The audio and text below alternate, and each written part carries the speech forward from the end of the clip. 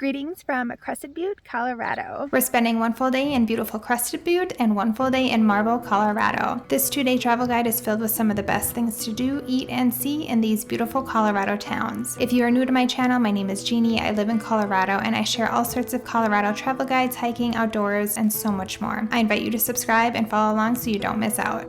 So we are in what is said to be the Wildflower Capital of Colorado, which is Crested Butte. And summertime in Colorado, I am all about the wildflowers. So we are visiting the very last weekend of July. Wildflower season runs from July to August. So we have a waterfall hike today. We're going to check out a really pretty lake, driving to 2 scenic passes, spending time down in Crested Butte, and just enjoying one full day here in the beautiful Crested Butte.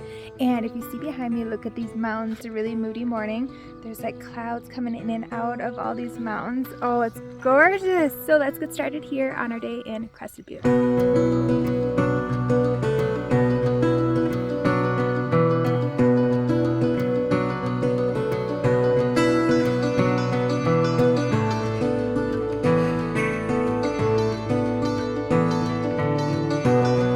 So per usual, first thing you gotta do to start the day is grab some coffee.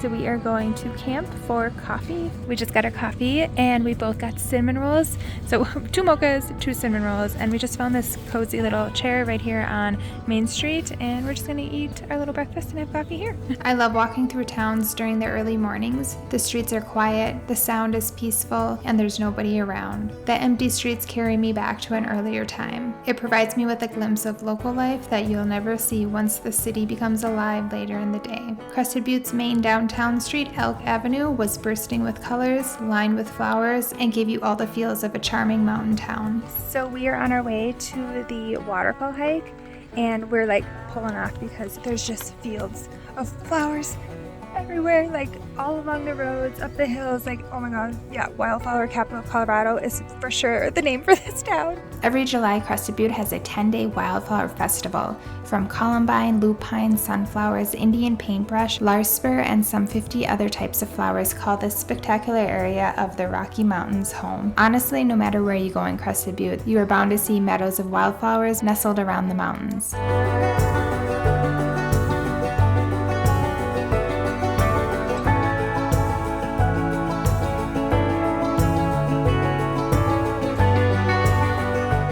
We just made it to our morning hike. So we are hiking to Judd Falls, which is probably about 25-30 minutes just outside Crested Butte, up near Gothic, and beautiful drive. As you saw in the footage, oh my gosh, beautiful area. Yeah, it'd be a nice little hike to start off our morning here. Since we are spending our day on the search for wildflowers, the Judd Falls Trail is a popular trail to see all the variety of wildflowers here in Crested Butte. This trail is only 2.2 miles round trip with an elevation gain of just under 500 feet. Overall, a fairly easy trail with some rocky parts mixed in, but a perfect wildflower hike for today. Look at this trail, just lined with wildflowers on both sides.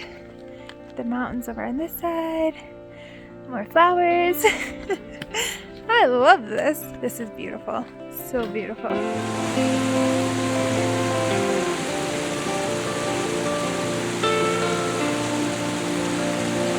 made it to Judd Falls. Pretty overlook here.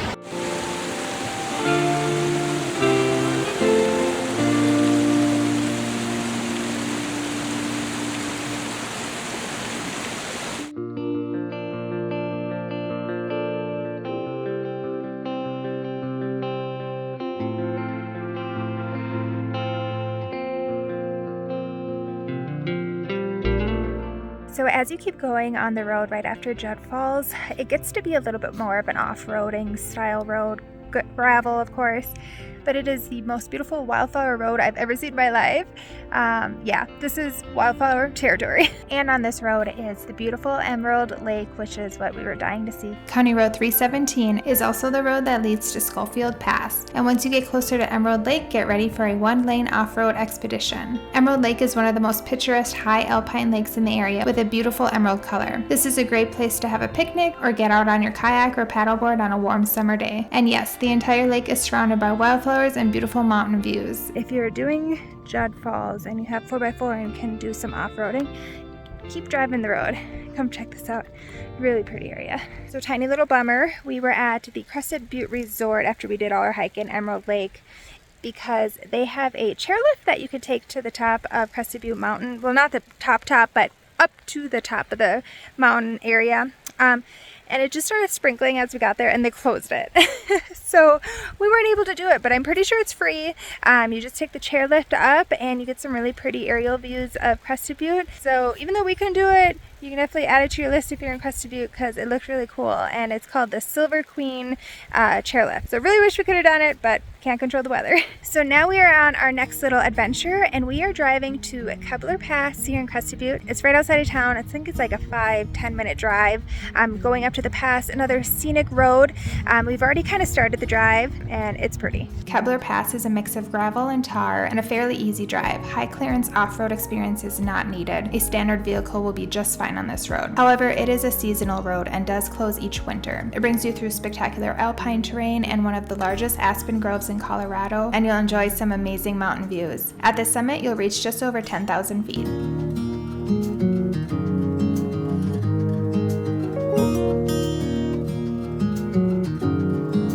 There are wildflowers on the road, but definitely not as many pretty ones as we saw this morning up by Gothic. So if you're looking for a wildflower paradise, that's your road. But this is still really cool to see too, because there's definitely wildflowers, mountains, like it's all very pretty on this little pass. So definitely, if the pass is open, definitely drive it. It's just right outside of town. So now we're gonna head back to Crested Butte and go get some lunch/dinner, because it's like, I don't know, 3 o'clock. We are hungry, so let's go.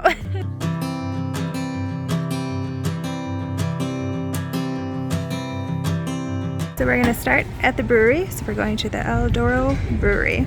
All right, we're sitting rooftop here at the brewery. So cute. We're the only ones up here. So cheers. So I'm drinking Sex on the Beach, which is like Malibu, peach schnapps, orange juice type of cocktail. And then Vince has IPA, and then he just went and grabbed a peanut butter stout. He's never had it. He wants to try it. So. It's their house one they brew here, and then this one is from Oceanside, California. All right. Well, I can tell you the Sex on the Beach is amazing. Okay, so I just tried the peanut butter stout because I don't like beer normally, but I'm like, oh, I'll give this one a try. Oh my god, it tastes like chocolate peanut buttery. You gotta put your thumb in your pinky out. No. Oh my god. It's not bad. Peanut butter stout. For someone who doesn't like beer, I could do this. Next, it was time to eat. The music was too loud, so you couldn't hear me very well, but we went to Secret Stash Pizza, and we loved it. It had a super vibrant, funky, and unique atmosphere. Oh my gosh, you guys, Secret Stash was so good. Right, yeah, we already got our ice cream at Sugar. Just going down the line here in Crested Butte. But honestly, probably the best pizza. One of the best pizzas we've ever had in Colorado. So really that's good. Saying something. Like, yeah. The vibe in there, the pizza was amazing. Yeah. It was really, really good. So if you're looking for some pizza, go there. All right, so we are back in our hotel for the night. We're all wrapped up in Crested Butte for the day. Had a really, really beautiful day scoping out all the wildflowers and just enjoying our first time in Crested Butte. I can officially second that it is the wildflower capital of Colorado, because it was mind-blowing seeing all those flowers. I loved it so much. When we do our little trips, I always get tons of questions on where we stay. And so we are actually not in Crested Butte. We are actually in Gunnison, Colorado, which is about 35 minutes south of Crested Butte. We booked this trip about 2 weeks before we actually came. And when you book last minute, there's not much left. And whatever is left is way over my budget in some of these like more popular little mountain towns. Since Gunnison is so close, they have a lot of variety of different hotels. So we got in late last night and we're staying here again tonight. So we are staying at the Inn of Tamichi Village. I think that's how you say it here. Yeah, really, really cute little hotel here. Really, really nice room, clean. Really enjoying our stay here. So yeah, if you're looking for a hotel in the area, I highly recommend this one. This one's been really nice. And we'll see you tomorrow for day 2 as we head to Marble. I can't wait. So, good night.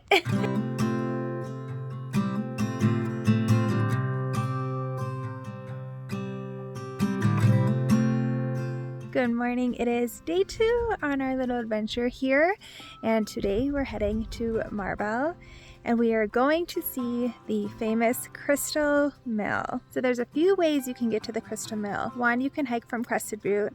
2, you can drive a very rugged off-road one-way road, which we were not comfortable doing. We weren't wanting to drive that. It was people have died on that road, and we were just not wanting to do that. Or you can drive over to Marble, Colorado, hike up that way on that same road, or there are rentals available in Marble where you can take, I think, a Jeep tour. You can rent an ATV slash side-by-side to get to the Crystal Mill, and that's what we're doing. We are renting a side-by-side from RPS Rental here in Marble, and that's how we're going to get to the Crystal Mill today. We're super excited to check it out. All right, here's our unit. We have a Polaris Ranger 1000.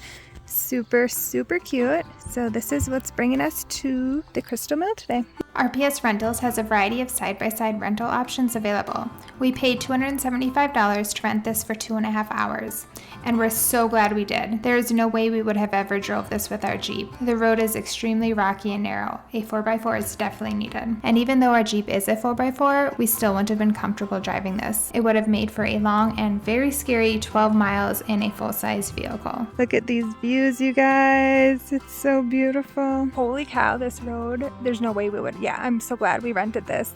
Driving this would be awful with the vehicle, and hiking it wouldn't have been fun either because it's a lot of these rentals and four-wheelers and things, and it's really dusty, so you'd be eating dust basically the whole time. So yeah, personally, I'm really happy that we have this right now going to the Crystal Mill. We are at Lizard Lake. This is along our little drive here. How beautiful. So another thing, if you were to drive up here with a vehicle, you'd probably completely scratch your vehicle because it's all trees and like bushiness and narrow little like road, and cars can be coming both ways. So if you get caught on those areas where there's no pull-offs, oh my god, it'd be scary because it's like drops. So super interesting. Again, super happy we're in this thing.